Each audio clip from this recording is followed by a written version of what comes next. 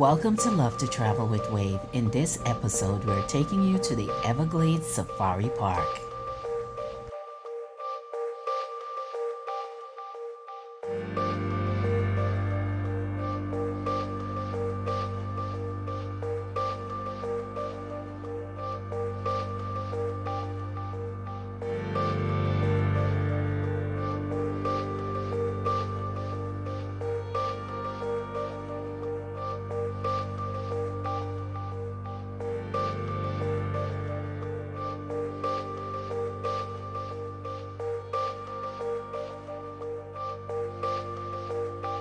The bag.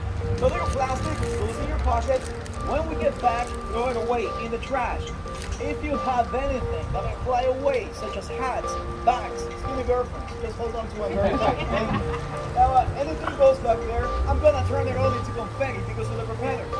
Anything falls in the water, say bye-bye to it, it will belong to my friends, the alligators. You guys ready to go? Yes. You guys ready to go?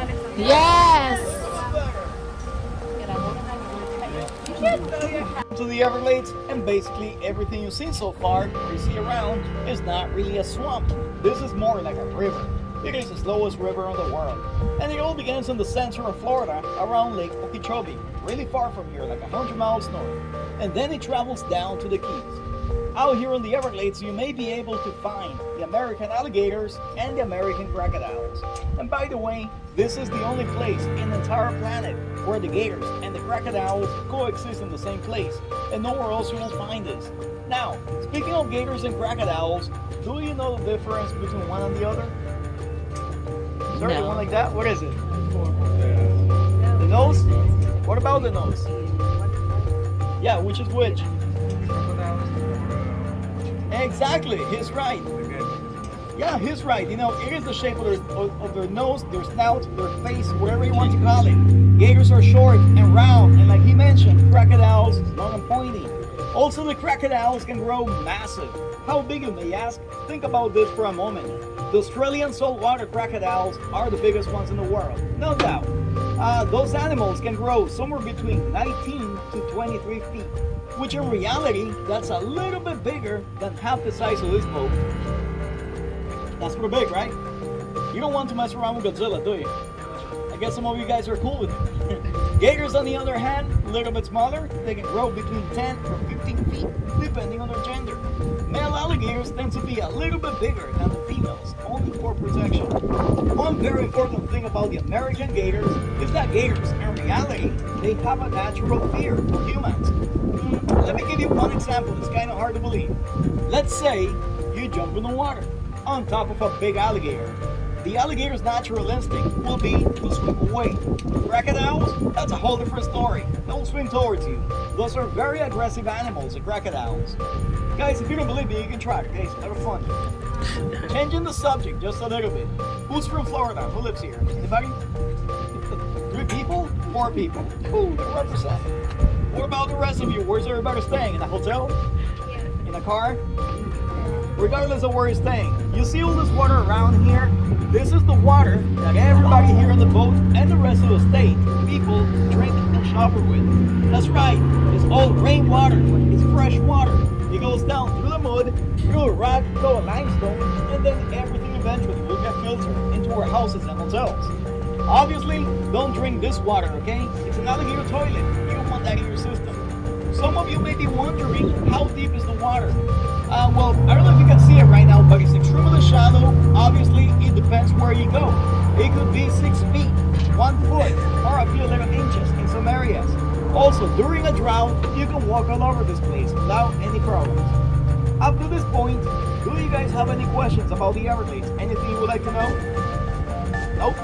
Any questions about the gators? I first saw that. I'll forgive that. We have more or less about 1.2 million alligators in the whole national park. Crocodiles, we have between 15 and 20,000. That's a big difference in numbers, and that's because the crocodiles were really close to becoming extinct. Now the numbers are coming back up. Go ahead, big guy. That was my life. I can't hear your life. Oh, my life. My life is great, man. I love my job. I get to see people every day, you know, and that's for anything better than this. Any more questions? next. I'm gonna keep moving that way, and I will try my best to find some gators.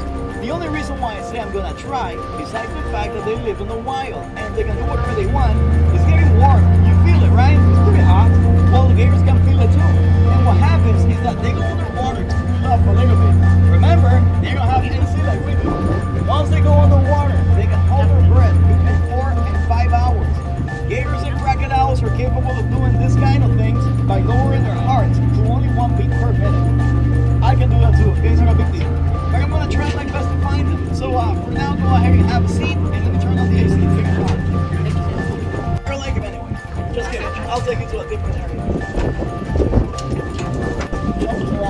Alright, to the left. Now, I spotted an alligator.